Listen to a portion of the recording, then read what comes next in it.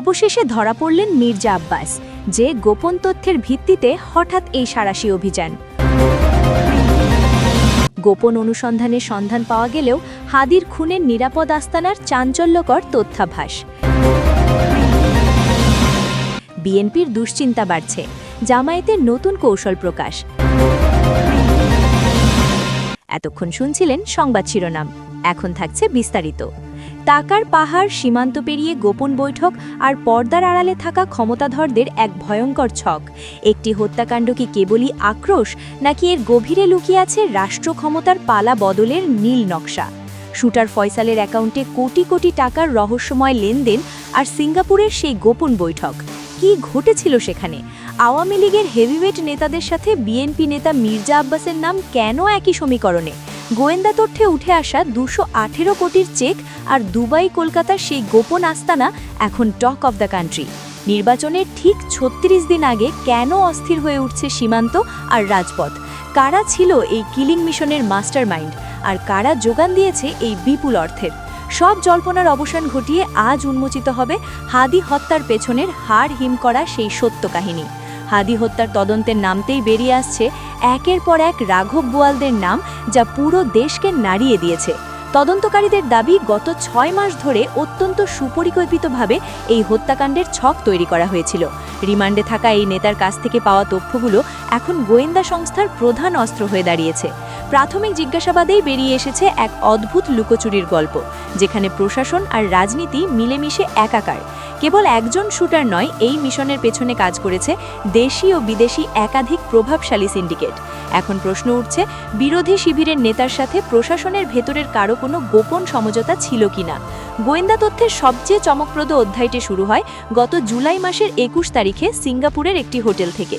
Shooter Faisal Singapore গিয়ে Malaysia সীমান্তের কাছে 4 জন প্রভাবশালী নেতার সাথে রুদ্ধদ্বার বৈঠক করে। সেই বৈঠকে উপস্থিত ছিলেন পলাতক আওয়ামী লীগ নেতা জাহাঙ্গীর কবির নানক এবং সাবেক এমপি ইলিয়াস মোল্লা। যুবলীগ নেতা তাইজুল ইসলাম বাপ্পিও সেই আসরে যোগ দিয়ে কিলিং মিশনের চূড়ান্ত ছক অনুমোদন করেন। তদন্তকারীরা বলছেন, 5 দিন ধরে চলা এই বৈঠকে হত্যার পরবর্তী পালানোর পথও নিশ্চিত করা হয়েছিল। 26 জুলাই ফয়সাল দেশে ফেরার মাত্র কয়েকদিনের মাথায় তার পারিবারিক ব্যাংক অ্যাকাউন্টে জমা হয় বিপুল অঙ্কের টাকা। রাজনৈতিক বৈরিতা ভুলে কোন স্বার্থে এই নেতারা এক বিন্দুতে মিলিত হয়েছিলেন, তা এখন বড় প্রশ্ন। শুটার ফয়সাল দেশে ফেরার মাত্র কয়েকদিনের মাথায় তার সন্তানের নামে 55 লক্ষ টাকার ফিক্সড ডিপোজিট করা হয়।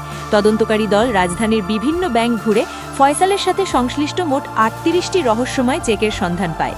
এই চেকগুলোর মোট আর্থিক মূল্য প্রায় 218 কোটি 79 লক্ষ টাকা, যা দেখে খোদ ব্যাংক কর্মকর্তারাই অস্তম্ভিত। সবচেয়ে বড় অঙ্কের 90 কোটি টাকার একটি চেক পাওয়া গেছে প্রাইম ব্যাংকের একটি বিশেষ শাখা থেকে। এছাড়া প্রিমিয়ার ব্যাংকের গুলশান শাখায় 35 কোটি 10টি চেকের তথ্য গোয়েন্দাদের হাতে এসেছে। এত বিপুল পরিমাণ অর্থ একজন সাধারণ শুটারের কাছে কিভাবে পৌঁছলো, তার উৎস খুঁজছে মানি লন্ডারিং ইউনিট।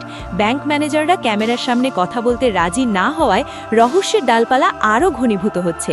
অনুসন্ধানী টিম যখন চেক প্রদানকারী প্রতিষ্ঠানগুলোর ঠিকানায় পৌঁছায়, তখন বেরিয়ে আসে আরও বড় জালিয়াতি।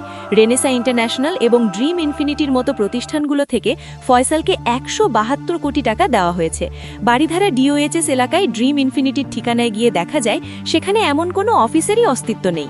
বনানীর ম্যাম ইম্প্যাক্টস নামের আরেকটি প্রতিষ্ঠান 50 কোটি টাকা দিলেও তাদের অফিসটিও ছিল সম্পূর্ণ ভুয়া।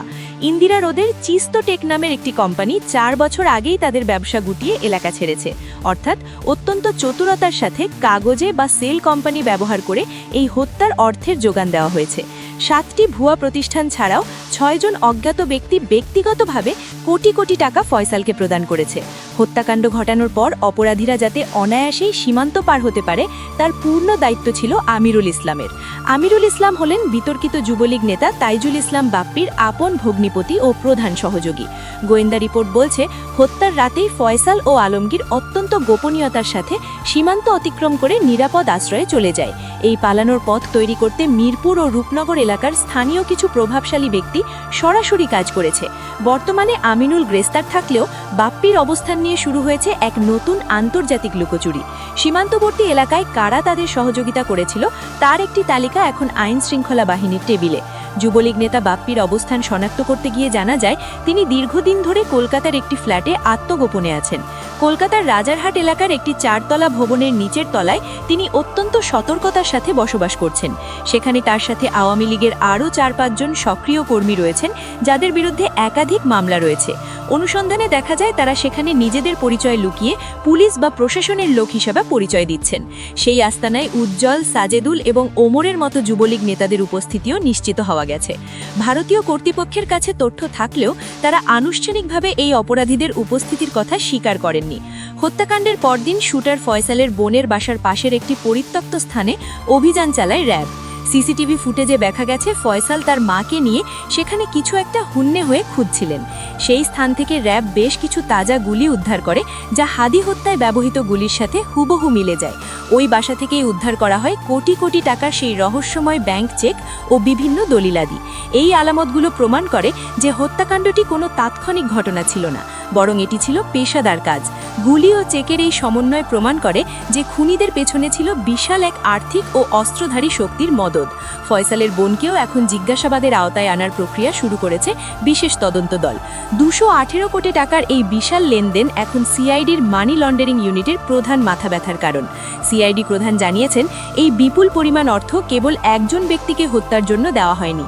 এর পেছনে আরও বড় কোনো নাশকতামূলক পরিকল্পনা বা রাষ্ট্রবিরোধী মিশন ছিল কিনা তা খতিয়ে দেখা হচ্ছে। ইস্যু করা চেকগুলোর দাতা ও গ্রাহিতার মধ্যে সম্পর্ক এবং অর্থের প্রকৃত উৎস উন্মোচন করা হবে। ইতোমধ্যেই 11টি ব্যাংকের সংশ্লিষ্ট হিসাবগুলো ফ্রিজ করার জন্য বাংলাদেশ ব্যাংকে চিঠি দেওয়া হয়েছে। যে কোনো সাধারণ অপরাধীর পক্ষে এত বড় অঙ্কের লেনদেন করা অসম্ভব বলে মনে করছেন বিশেষজ্ঞরা। এই অর্থের সাথে বিদেশের কোনো গোপন লবির সংযোগ আছে কিনা সেটিও এখন তদন্তের মূল বিষয়। হাদি হত্যা মামলাটি এখন কেবল একটি সাধারণ অপরাধ নয়, এটি এখন রাজনৈতিক দাবার গুটি।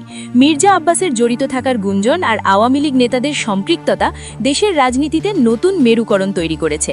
218 কোটি টাকার এই রহস্যময় লেনদেনের শেষ কোঠায় এবং কারা আর প্রকৃত সুবিধাভোগী তার সময়ই বলে দেবে। শুটার ফয়সাল থেকে শুরু করে বাপ্পি কিংবা মির্জা আব্বাস, আইনের হাত সবার দিকেই প্রসারিত হচ্ছে। অপেক্ষা এখন সত্যের পূর্ণাঙ্গ প্রকাশের এবং খুনিদের দৃষ্টান্তমূলক শাস্তির মাধ্যমে ন্যায় বিচার প্রতিষ্ঠার জন্য। এদিকে মিরপুর ও রূপনগর এলাকায় বাপ্পি ছিলেন সাবেক এমপি ইলিয়াস মোল্লার অত্যন্ত ঘনিষ্ঠ বিশ্বস্ত সহচর। তারই নির্দেশে ওই এলাকায় যুবলীগের সকল গোপন অপারেশন ও টেন্ডারবাজি নিয়ন্ত্রিত হতো বলে অভিযোগ রয়েছে। এলাকাবাসীর মতে বাপ্পির রাজনৈতিক কার্যালয়টি এখন অন্য গ্রুপের দখলে থাকলেও তার আতঙ্ক এখনও কাটেনি। আগামী নির্বাচনকে সামনে রেখে এই তদন্তের ফলাফল জনমত গঠনে বড় ভূমিকা রাখবে বলে মনে করা হচ্ছে। আমরা বিচার চাই। আমরা শহীদ শরীফ উসমান হাদির হত্যার মাস্টারমাইন্ডকে ফাঁসিতে ঝোলাতে চাই। প্রিয় দর্শক, আপনারা যারা হাদি হত্যার বিচার চান, কমেন্টে লিখুন হাদি হত্যার বিচার চাই।